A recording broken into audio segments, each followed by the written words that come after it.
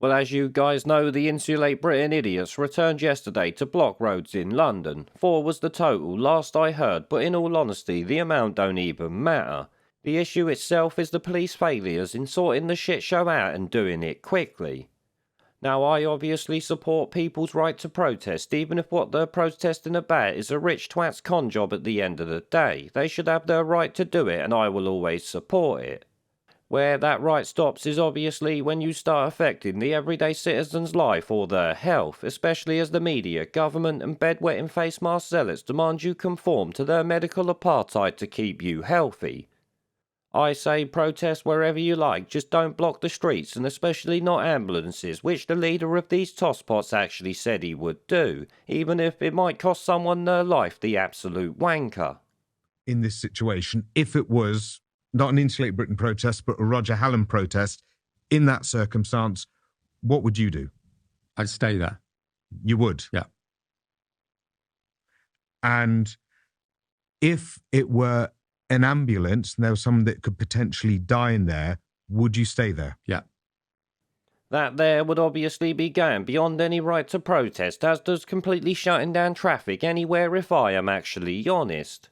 You protesting government policy should not interfere with the general public going about their day-to-day life, as I've said before.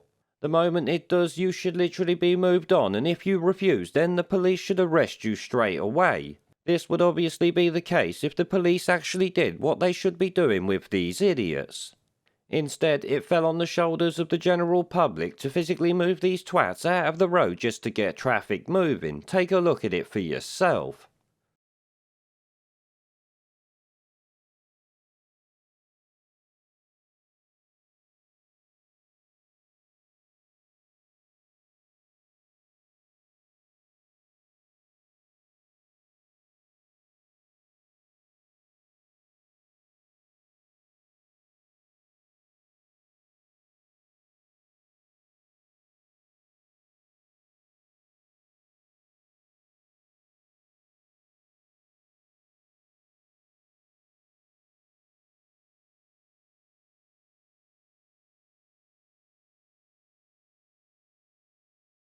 Now with this I'm a little bit torn because the general public provided a public service there and I respect them for it, but I also worry about them being arrested for assault by touching these tosspots.